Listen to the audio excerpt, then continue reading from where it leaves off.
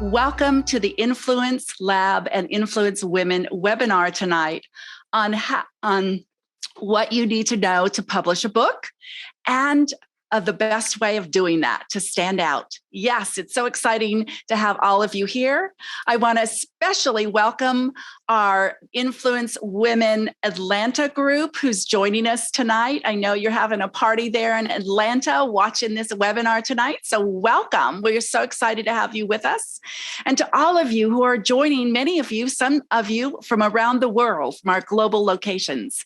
So welcome. I'm excited tonight to have three amazing women tonight in the publishing world who are writers, and you're just going to love these women. They are so knowledgeable, and we're just going to have fun tonight in exploring how you can get your book from being an idea to actually holding one in your hands. And then how does it get seen on that bookshelf when there's thousands of titles out there? We're going to have some fun tonight.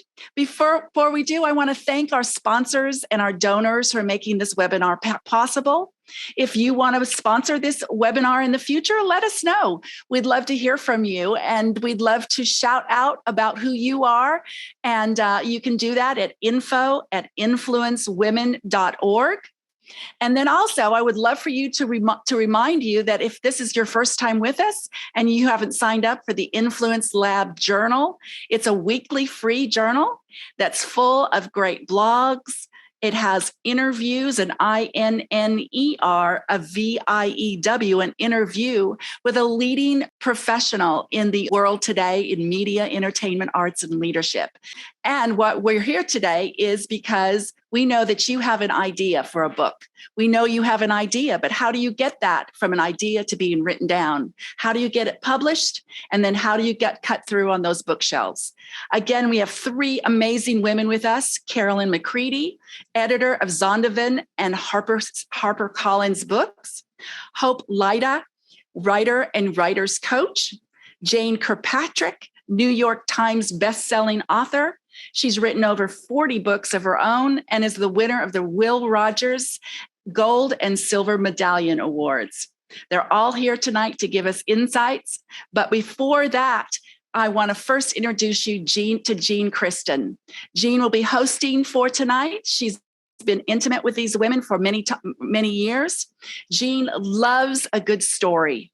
During the pandemic, Jean transferred her knowledge and skills as department head of a Christian publisher, Harvest House, and working with New York Times bestselling authors to film and television. She began working in development with Mandeville Film and Television, the Gotham Group, and Entertainment Lab. And then she discovered her calling as a producer. Through her company, 8C Entertainment, Jean is presently collaborating with Emmy-winning producers and a celebrated Paramount DreamWorks director on a heart-wrenching dramatic short, and is building a slate of features, pilots in selected genres. Jean is passionate about paying it forward, especially for women and future generations. She serves in key leadership roles on several 501c boards and is an active member of Influence Women's Advisory Board and serves as Influence Women's Chief Operating Officer.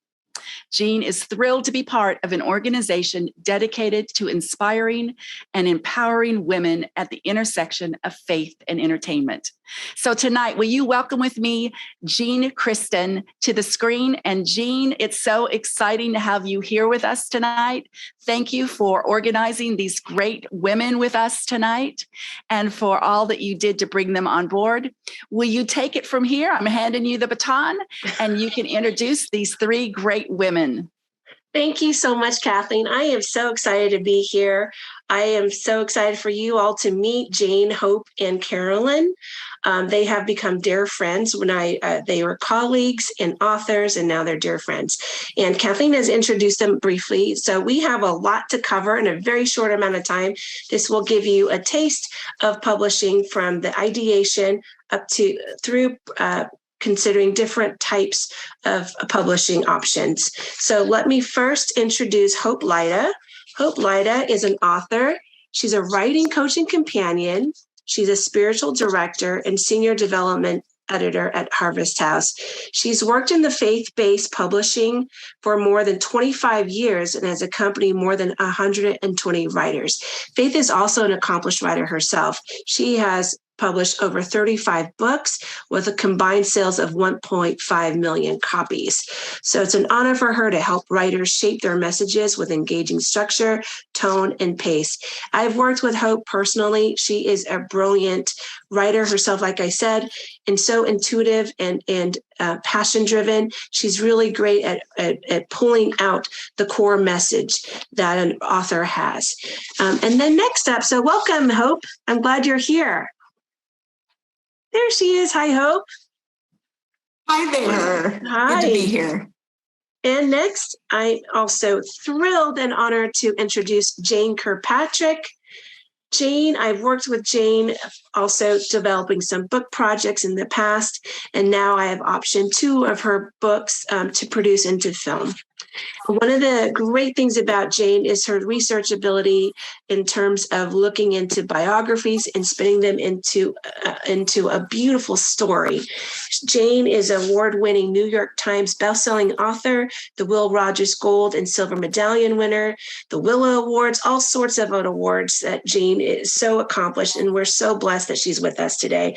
So she comes from a different aspect than Hope. She writes in a different capacity, and I hope that she will bring information and inspiration to those of you who are doing more of a novel type of writing than Hope in terms of devotional and nonfiction. So welcome, Jane, and thanks for joining us today. Hi, it's great to be here. Yay, you're here. Good, good, good. Last but not least, dear friend Carolyn McCready, who is the current executive editor at Zondervan Books, owned by HarperCollins. She was the vice president of editorial at Harvest House. She has a degree in education and English. She loves to read. I can't say enough about Carolyn. She's brilliant at developing concepts. She travels globally, not globally, domestically, looking for content and authors with a platform. And she's just brilliant at what she does. She's just a lovely person. And so I want to welcome Carolyn McCready. Hi, Carolyn. I just want to share with the audience, this is a delightful, happy reunion for me, but I don't want to take up too much time reveling in the present and into the past. I want to cover and help our viewers get plugged in and inspire them, encourage them. So why don't we start at the very beginning, the kernel of an idea? What do you start once you have an idea? What's the next step? And I think I'll ask in order of Hope and then Jane, depending on the type of project it is. So if we could sort of talk about that, that would be great. Go ahead, Hope. You bet. I think initially when you have an idea, it's really good to just take a pause. Is it an idea for a post, an essay, an article, a chapter, or actually for a full book? So it's really good to just sit with that because, like you said, it could be that kernel of an idea that's going to grow into more. But first assessing what kind of message is this? And then from there, you get to grow toward why me, why this message, and do a little more digging into that topic to understand why you're the one to bring that heart message to the world. Thank you. How about you, Jane? There's some in our audience who are writing novels. So a number of years ago, I had a great editor, Rod Morris, at Harvest House now. He had me read a book called Structuring Your Novel by Robert Meredith and I can't remember the other person's name. But anyway, they suggested doing 3 things, which I have now done before I start writing, and it really made a difference. And the first thing was to ask yourself, what is my intention about this story? And a corollary to that is you're on the elevator and somebody says, oh, you're a writer. What's your story about? And you've got like one floor to tell them. They call that the elevator question. The second thing is to ask yourself, what's my attitude towards this story? And the corollary to that is, what do I feel deeply about? And then the third question is, what's my purpose? And the corollary to that is, how do I think the reader might be changed? And when I get an idea for a story, I let it ruminate, but I start answering those 3 questions. And it might take me 10 pages each, to answer the question, but I try to narrow it down to 3 sentences that I then put in the top of my computer, so that when I start to write and I get lost, I can look up there and say, wait a minute, what's the story about? Why did I want to write this? What do I care about? And how do I hope a reader would be changed? Doing those 3 things has changed my writing dramatically. And I'm so grateful for those guys that wrote that book in the 1970s. And it's still really relevant. Structuring your novel. Yeah. Wonderful. Thank you. Yeah, Carolyn, please jump in. I was just going to say that's exactly what I would tell an author I was working with at Zondervan, Jane. That's perfect information to give writers, because that's what I always say. Let's go back to, why are you writing this? What is it for? What's it about? What's the purpose? And it helps writers so much as they get into their projects, because it's easy to get lost, as anybody who's done some writing knows. And that's questions that people like agents and publishers are going to ask you right off. So you do need to think through those things, and then think about who are you writing for? That's really crucial from the very beginning. Why and who. So sometimes, as Hope said, it's about an article for your church to read, or it's something for your family, or it's something locally in an industry or in a ministry you're part of. And that those are such valuable ways to both hone your writing and to write for purpose. It may not always be a book. So that's something to keep in mind as you ask those questions. Thank you, Carolyn. That's a great point. So I hear that really we need to keep in mind who our audience is. And I know in acquisitions, Carolyn, there's great new ideas, we're always looking for something fresh, right? But what else are we looking for as a publisher, representing the publisher? What else in terms of a fresh new idea? So often, we hear, it's a story I want to tell about my family or myself, etc. So in terms of actually getting it published, what else in addition to that helps sell our project in a pitch to a publisher in terms of the idea itself? Well, for a publisher, they're asking that very basic question of what can we sell? So they care about what people are talking about, what people care about, what people are hurting over. Those are the things that draw you to spend money oftentimes for a book. So especially these days when there's so much available out there for people that is free online. So publishers need to say, what's your unique take? What's being said differently because of your story? What expertise do you bring to the table for this topic? What kind of unexpected twist on a topic can you present? Publishers see lots and lots of proposals and ideas. And so, like you said, they're looking for something. There's nothing new under the sun, but they're looking for a fresh take on it. And that's your take. So everyone has it, but you do have to think carefully for yourself. Like, what am I bringing that is different than the other 12 books on struggles in your marriage, or dealing with your kids, or how to get your screenplay published? Whatever it is, you have to think, what can I bring that maybe no one else is bringing right now? So those are important questions for you to think through and ask yourself. That's great. Thank you. So not only in addition to the content of your materials that you bring that sets it apart, answer the why, the who, why you, but also yourself as part of the package that you're promoting, I guess, is the author itself. And I'm sure it's helpful if the writer also brings a platform to a publisher or an agent. If you already have a blogosphere of millions, for example, that's hard for a publisher to ignore. So thank you for that. So let's say that we've answered all the questions that Hope and Jane presented, which is, when you're structuring a novel, what is my intention about the story? What's my attitude? What do I feel deeply about? What's my purpose? And what do I want my story, what my reader's lives to change after reading my novel? So you answered all of those. You have three sentences, and you feel good about it. Now you've got this idea and you start writing.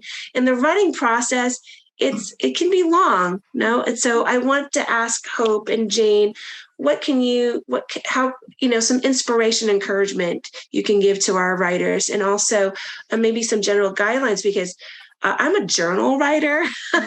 Even in my own journal writing, you get a little lost, right? You kind of go, whoa, what's my point? But I don't judge myself. I write in a stream of consciousness. But if you're writing a piece of work that you hope has a commercial appeal, you obviously need to make a point. So can you talk about the writing process? Sometimes we lose our way. How do we find our way back? And getting to the core of the message. So let's start with Jane first, and then we'll go to Hope. So a couple of things that affect me with my writing, at least, is that I happen to write with, they're based on the lives of actual people. So I do a lot of research and history, and I create a timeline looking for the tensions in their life and kind of these four threads, like how does the landscape affect them? Which are the relationships that are important or that are challenging? The conflict, because nobody wants to read a book where everything works out just fine. You have to have struggle. And whatever. How do people work? How does work affect them? Which I think is really powerful. We don't think about that as much. But in every story, whether it's somebody in the 1800s, work impacted them, whether it's women's work or however. And then the last one is their spirituality. How does their faith inform them? And when they get into that cellar of sorrow, what are the rungs of the ladder that they will climb up to overcome them, which becomes the inspirational part of a story? And just sort of little tricks that helped me initially was that I didn't know when to end a chapter. And then I realized that the way to end a chapter is when your main character has some new insight. And that sort of becomes a cliffhanger too. And I used to always finish a chapter before I quit for the end of the day. And now I don't do that. After about the third book, when I would come in the next morning and face the blank sheet, and Hope can talk about this too, I decided that I just usually stop working for the day in the middle of a sentence. And then I always have someplace to go. I got to finish that sentence. And so that keeps me from, trying to clean the floor when I really should be in there writing that story. And so I think those are a couple of things that just keep us in the chair, because that's a big part of writing. Is I happen to do it 8 hours a day, take a break. I have for years had a husband who cooked, which really helped. He doesn't do much cooking anymore, so I don't do quite as many hours of writing. But those are just some things that you'll develop too. But you have to give yourself permission to keep going. And when you feel like, well, I don't know where this is going, this is like, I call it the muddle in the middle. And when you refer to that, it's like, what have I done? This is the worst thing I've ever written. Nobody's going to read this story. And that's when I go back up and look at those three questions again. So I keep coming back to them as I'm weaving those four threads of landscape, relationships, spirituality, and work. Thank you. Hope? I am so focused on the message. When I work with an author, a lot of times I kind of have them do a preliminary stage, if I get to work with them while they're writing, and have them really do deep dives into that topic. And again, I'm talking about nonfiction here. So I'd ask them to do journaling, have conversations, reflection time. If they need specific prompts, sometimes I provide that for them. But have them do that deep dive, and it goes back to why me and why this message. Even understanding that topic in a person's life, maybe their relationship to that topic over their life. And it kind of is therapy on paper, let's face it. Yeah. But it really brings up the gems that are unique to that writer. And then I suggest they do an outline from there, a very simple one or two sentences per possible chapter for that book. And then take each chapter and do the same thing, that deep dive, exploring that portion of the topic a little deeper, and your personal interaction with it. And what Jane said about facing the blank page, I do that as well. I do a halfway. So I have kind of some momentum that next morning when I'm sitting there with my coffee, and it's really very helpful. And also I tell authors, like, don't see the blank page as an obstacle. See it as the doorway. It's the doorway to cross through, to get your message across, and to really see it as it's that blank page of possibility. And just to view it that way, to have more fun with it than that pressure that we put on ourselves. Thank you. So I before I go to Carolyn, I have a quick question well, maybe it's not quick, but do you believe in writer's block? That's a thing, right? There's a writer's block. So I hear Jane going in, sitting, 8 hours.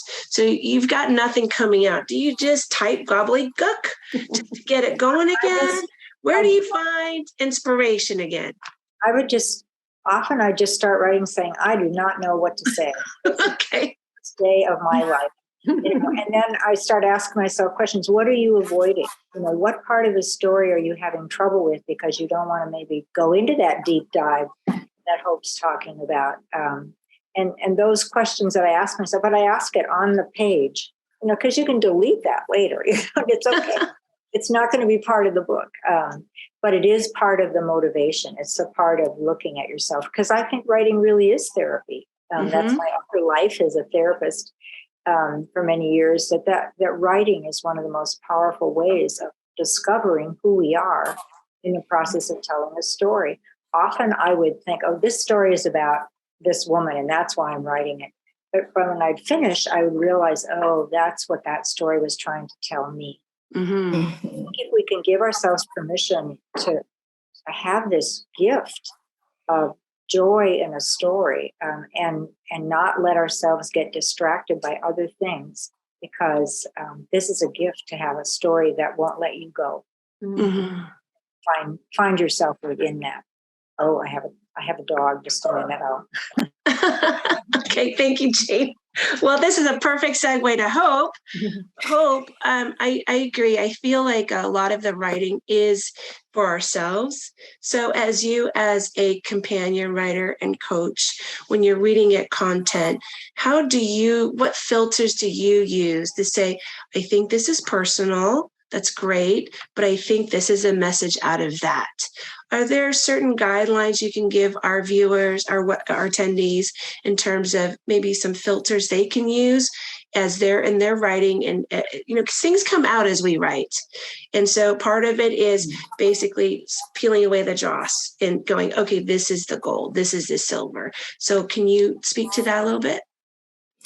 Yeah, I think it's really important as you're kind of sifting through that message. What are the stepping stones? I think of it that way, for the writer and then later for the reader, and I'll mention that. But what will lead your reader through the journey and those stepping stones? It's a place to stand and rest, take in the message. Are you providing that for the reader? So a big part is, don't forget the reader.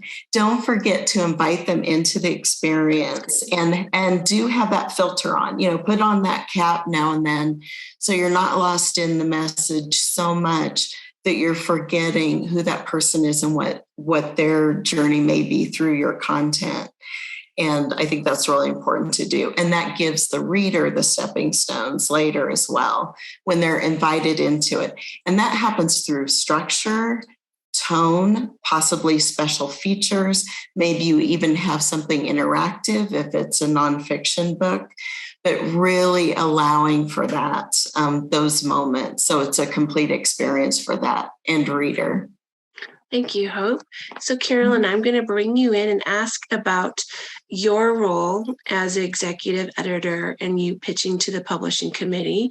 When you have an arsenal of projects to pitch, how do you select the proposals that you receive? So let's say that there is a platform that this author is bringing their audience to the publisher, that there is a good message. Maybe it's the same message in a fresh new way, or it's something that's very unique and never been done, etc. What do you need as an editor to pitch to the publishing committee for them to consider a project? Great question. I always say that my role is really a salesperson, and it's kind of hurts my heart. I never thought I wanted to be in sales, but I used to sell books, so I just keep selling books. That is the role in lots of ways. So you're insightful, and I know you've done the same thing, Jean, in your past lives. So, well, not lives, in your life. Great question. We always say, and you've probably heard this if you've ever been to a writer's conference of any kind, that there's 3 things we're looking for, 3 basic things. We talk about them at Zondervan and other publishers as the 3 C's. And one is craft, and that is your ability to write your story well. And Jane and Hope are wonderful examples of people who do it well and also help others do it well. So is the story engaging? Are you thinking of the reader? Can you draw someone in to spend time with you and your words? So that's the craft of writing. And it's worth, if you're in that stage of starting to write and wanting to, it's worth learning. It takes a lot of hard work, and writing doesn't just usually flow from the sky. Maybe a first bit might, maybe an idea might, but then we always hope it will. But it takes work. It takes time in the chair. It takes discipline, all of that, and learning from good writers. I think you need to be a reader if you're going to be a good writer, and listen to people who have gone before. So craft is one of them. Content is the other, and that's that. Are you bringing a great idea? Is it something people care about? Are they talking about? Is it in the conversation of the world around you? So we talk about that a lot. What does the world care about right now? And what are they going to care about buying a book on? And then the last thing is crowd, and that's the idea of a platform. So content, craft, and crowd are the 3 things we look at. So if I see proposals that have all of those, I will definitely want to take those to my publishing committee. I sell more than once. I sell to the publishing committee. I sell to the author if I am selling my publishing company to an author. And then there's the sales and marketing team that I have to sell to a second time. So if we've taken on a project at Zondervan, then I will do, in fact, I'm doing sales conference this week where I will tell them why this book is exactly what they need to take to Barnes & Noble and Target and everywhere that sells books. So those are the 3 things I'm looking for. And within each, there's a lot to learn and do and bring to life. But that answer your question? Yeah, that's awesome. I love the 3 C's. It's very easy for me to remember. Craft. Oh, darn. Content and craft, content, crowd. Okay. You have a crowd. I put down great idea people care about. I put relevant. So it's CRC, but CCR. Okay. Relevant's good. Okay. And the crowd part, I'll just take a second on that, and we might want to talk about it more. It's that whole, again, if you've been around writers' conferences a lot, there's this very hard conversation about platform and what do you have to bring to a publisher, or even for yourself, what's going to help you to reach people. And I have to think of it that way. It's not that you need to have millions, but you have to have something to say and then some way to reach people. And there's all kinds of creative ways to do that. And that might be a different question, but right. That's how we talk about crowd in our publishing committee meetings. Well, that makes sense. It's sort of the pre-development before you bring it to a publisher agent is the crowd that you have amassed to go with you. It's your following. How do you reach your fan base, your blogs, etc. Okay, that makes sense. In terms of presenting ideas to you, is like a snippet enough, like a teaser, a summary? And then they give you the manuscript once you request it. So for publishers like Zondervan, in terms of a proposal, what are the elements within a proposal you like to see? And I understand there's a difference between the content that Hope would give to you and Jane would give to you. Yes. These are potentially long questions. So let me try to give you I'll give you a short version of these in that a lot of publishers today don't take unsolicited proposals. So it used to be, you hear about, early days of publishing and piles of manuscripts came in and they had readers and you'd read these giant stacks. They talked about coming over the transom, and sometimes people were discovered that way. And it's kind of like being discovered on a street corner in Hollywood. They became a star. Yes. And we had one of those at Harvest House, which was a novelist that's sold many, many books and did very well for many years. It's very unlikely these days. So for a larger publisher or a traditional publisher, it's more likely you will probably have an agent or someone who is a middleman in some ways, middle person, and will bring bring ideas to acquiring editors, which is what my role is. So I'm acquiring projects for a publishing house. So agents will bring me things. Sometimes it happens through relationship. And Kathleen mentioned it's a business of relationships in entertainment and media, and it certainly is in publishing in lots of ways too. So if someone I know recommends somebody who's a writer in some form, I may start following them or ask for something from them. And then, yes, the proposal is the next piece. And there's a lot of good information out there about writing proposals. The main information is what we've talked about, like what's your big idea, why you to bring it, how do you see your competition for this? So it helps a publisher to know what are other books that are in on the same bookshelf, you might say, talking about this topic. So we can kind of understand how you're envisioning it. And then some sample writing. So it's a great question, how much, as you alluded to with novelists, it's oftentimes, especially early on in their career, the full novel. I'm sure Jane does not have to do that anymore. No. the first years, when you don't know if someone can actually carry their story all the way through. It's like, again, a screenplay. Can you carry it to conclusion in a satisfying way for the reader? So a novel, we'd really want to see the whole thing. And I work in nonfiction. So I often will sign a book with a proposal that includes a good introduction, outline, and a couple, 2-3 chapters. If I'm still uncertain, I might ask for more. But that's usually what we're looking for in nonfiction. Okay, thank you, Carolyn. Let me get back to the authors. So once you have this idea, you're going through the, what is it called? The muddle in the middle. Muddle in the middle. And you kind of dig your way out and you think you have a completed manuscript. That process, you go back and you re-edit it and you re-edit it again. Can you talk a little bit about that process of getting your project to where it's submittable, where you feel good, like, okay, it's done? And like a painter, which I am not a painter, but I imagine you keep painting and painting, you keep wanting to fix it, and then you can make it worse and you kind of get lost again. Is there a point that, Jane and Hope, when you are writing, you say, okay, that's enough, or I got to leave it now. It's done. I need to stop fussing with it.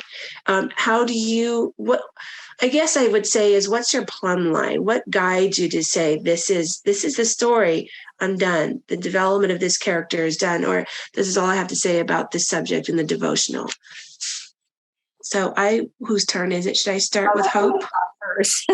Okay. Hope, go for it. Hope. Yeah, I think, you're doing your own read-throughs, of course, as you go. And I say it's always important to see if anything feels off balance, just some consistency in nonfiction, especially for how you're handling the chapters. Are you consistent in that way? Keep doing your read-throughs, but then there is a point to invite in.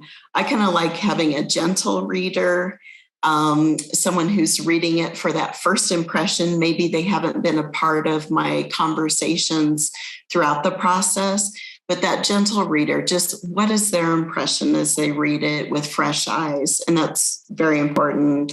And then also to bring in and pay for services like a copy editor, have someone go through it more on the technical level. And then you get that feedback, read it again, and give yourself that time, a little bit of distance. It's amazing. That's why I love it when I can work with someone kind of beginning through, instead of they've turned in a manuscript, but they're not quite happy with it. It's so nice to be able to just let it rest for a little bit, go back to it, read it fresh, and a lot of things become very apparent, and it just becomes a very more solid project. Okay, thank you. Jane? My first thought when you asked the question was, how do you know when it's finished? My thought was, there's a deadline. Yes. And that's why we love you. Best answer. Yes.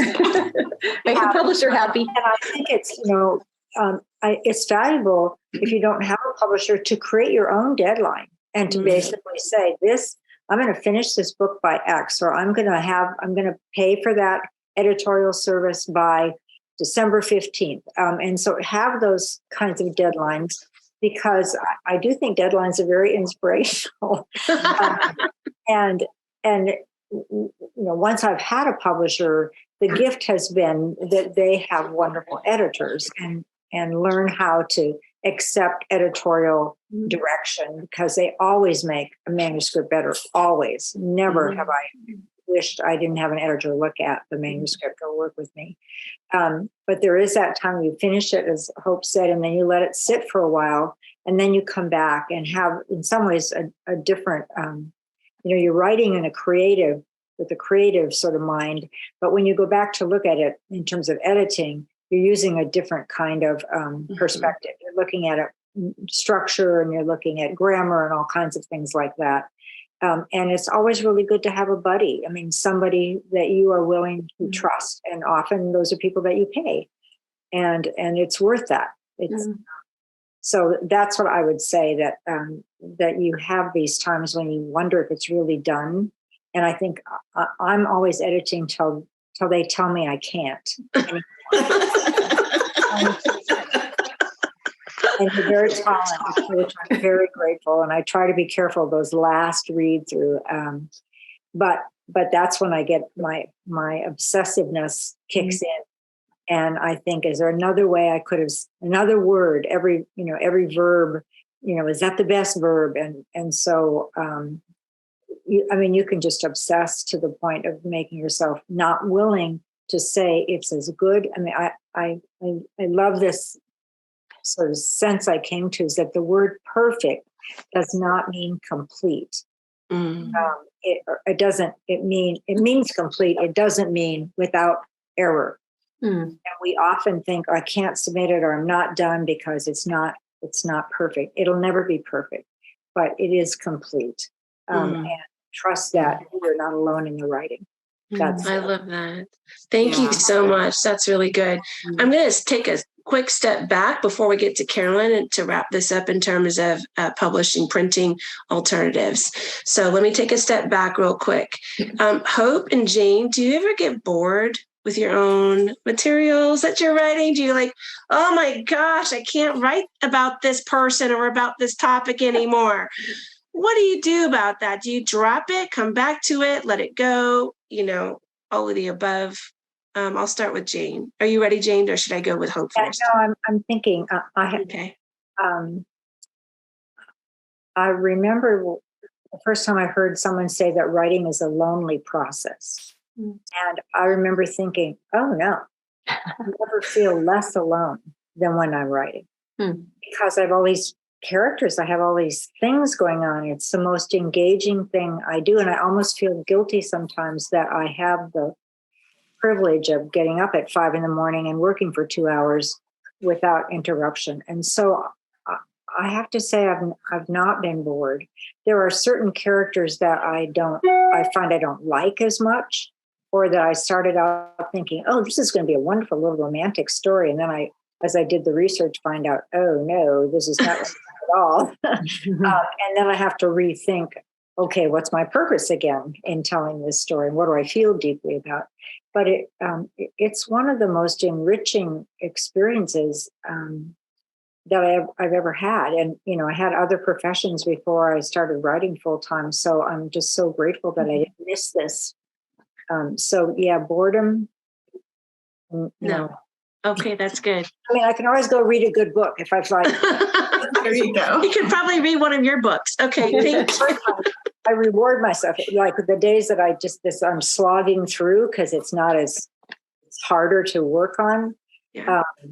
I tell myself, if you work on this and you keep going, you can read a chapter in that book. So I always have another book that just engages me, so that and I feel like I can't read it unless I've worked hard. That's good. That's good. Reward.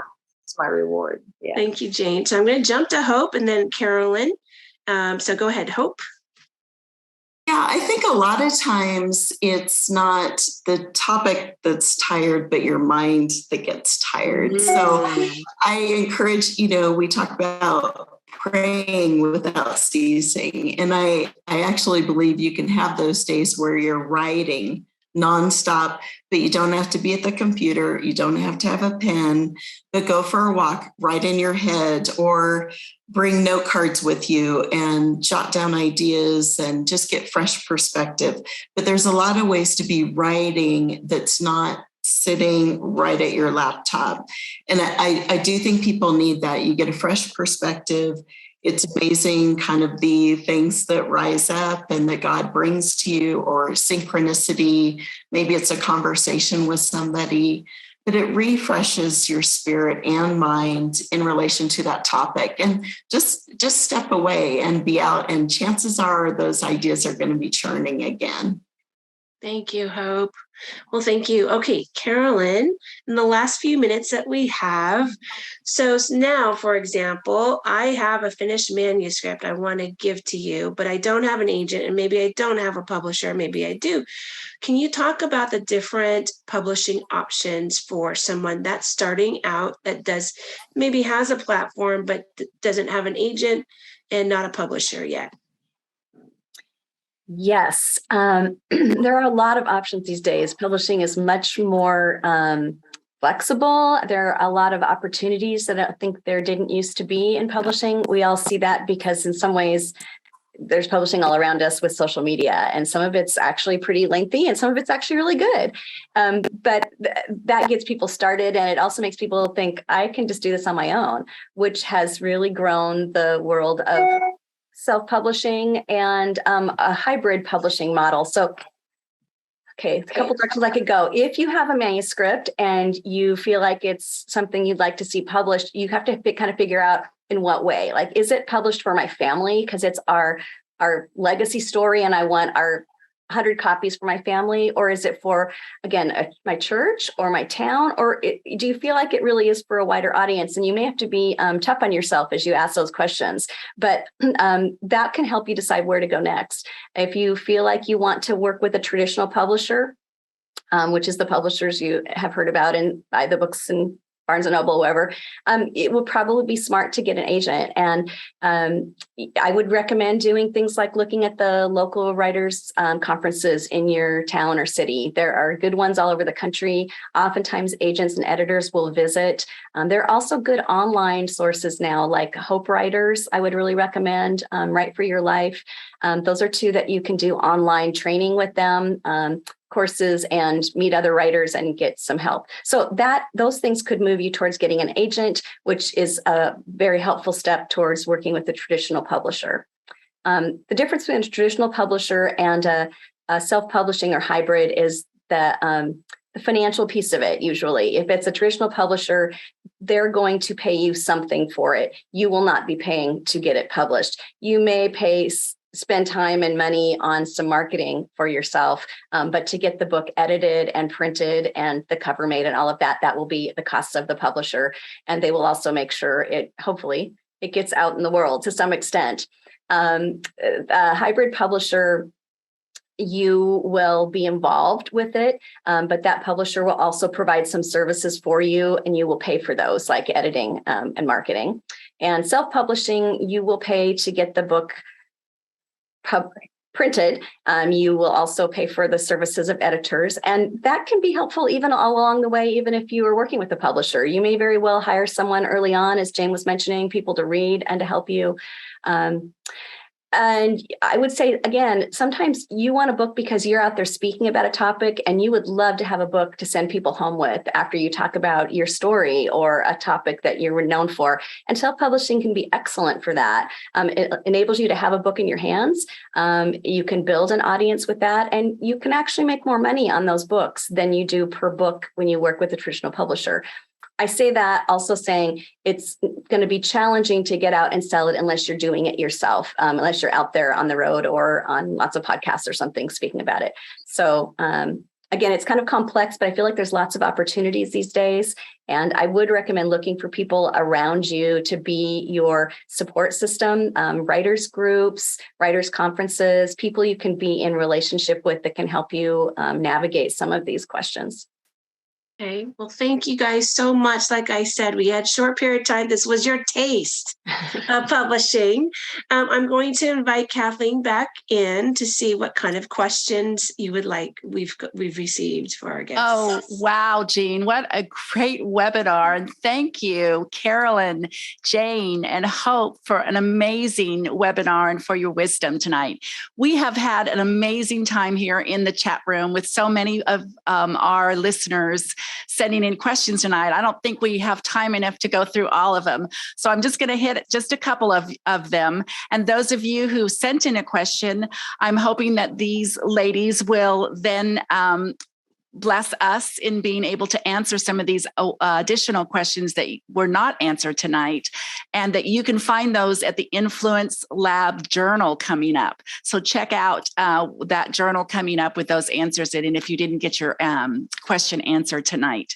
Okay, so the first one is kind of near and dear to my heart, ladies, because as an actress for many years, you can do a role, and then once that role is over, you have to sometimes continue to repeat it. Mm-hmm. It's one of the differences between being a stage actor and a television or film actress is because they'll say cut and you've got to repeat and repeat and repeat. Well, that's what this question's about. It's from CB, and CB says that she's an author and that she is starting to publish several books, but she wants to know, is there a strategy to continue to write them on a continual basis and even faster? So in other words, she's wanting to write several books faster.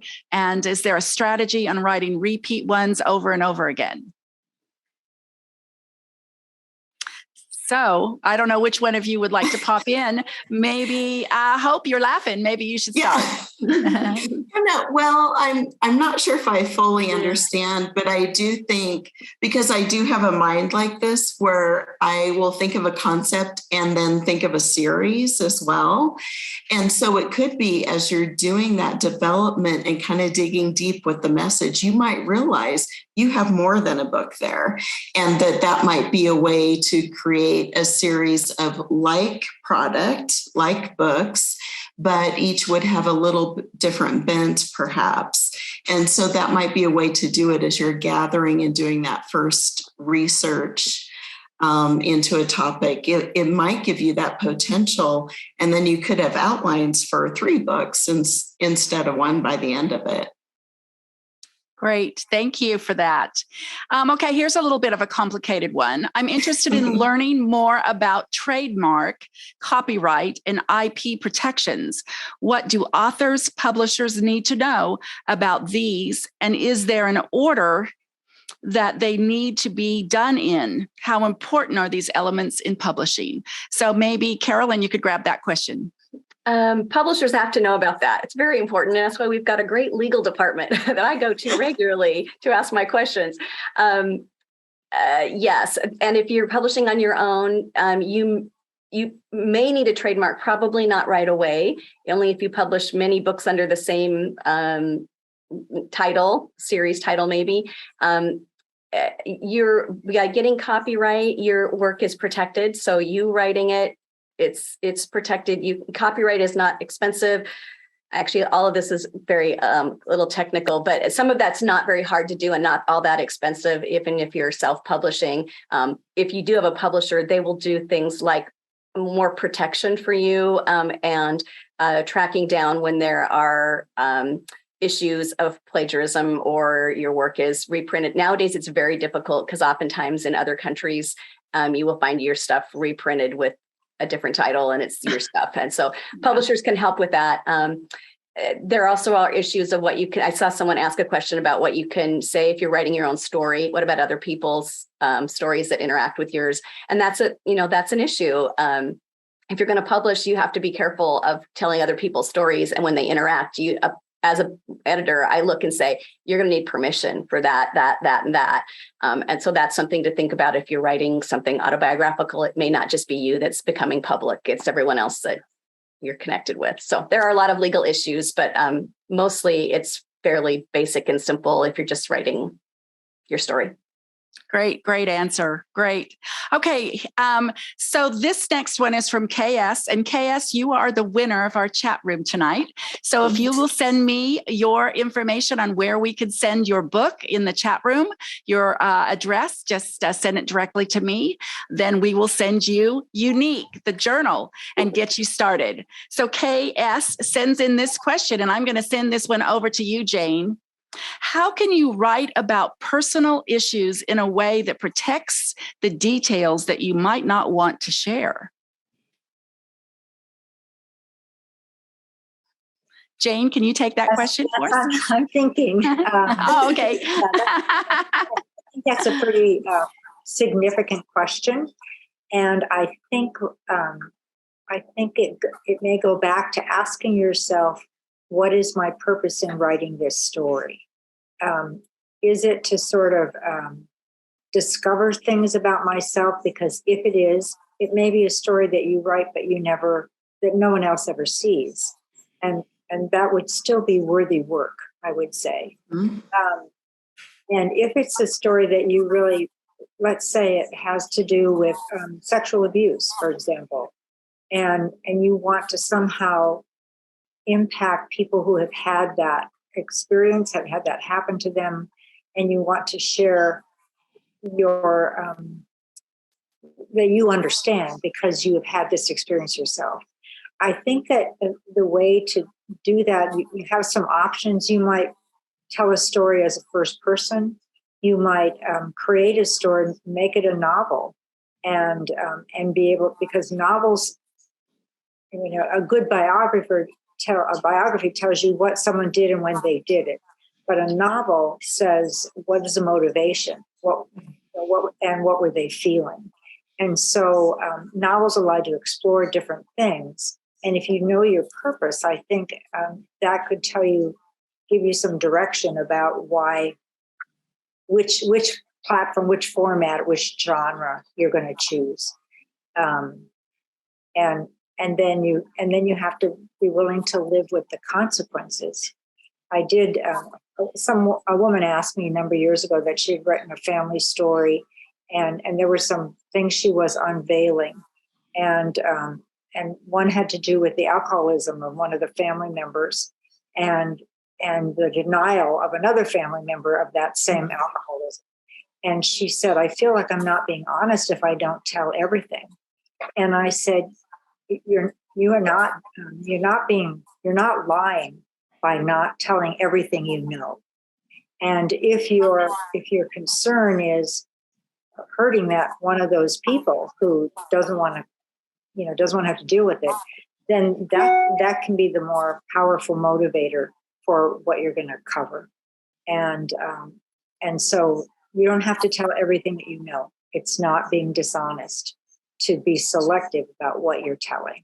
So perhaps that might give some insight to the questioner. Yeah, great response. Well, ladies, thank you so much tonight. I know so many of you have more questions in the chat room. There were so many of them. And again, KS, you know who you are. Kristen is your first name. If you will send me your address, your what I'd call your your land address, so we can send you your journal. We'd love to do that tonight. Jean, thank you so much for hosting us tonight and for each of your questions and your the way you just brought these wonderful women together for us. Hope, Jane, and Carolyn, thank you so much again for being with us. And I want to remind our viewers tonight that we have our next webinar on November 1st with Renee Lawless. So make sure that you are on the Influence Lab journal at influencelab.com and signing up for that journal. Watch out for all of our future webinars and events. Thank you again to Atlanta. We are shouting out to you one more time for being there tonight with us. I hope that you'll have a party now afterwards and talk about all this wonderful stuff and the information and wisdom that these women have been able to bring to the publishing, to your publishing questions and writing questions tonight. If you'll stay on a few minutes after the webinar, for those of you who are watching, we have lots of announcements and information on how you can get a hold of each of these women in the future and some other things that are coming up. So stay on for a few minutes after the webinar and watch the crawl. And we'd love to have you join us for these events.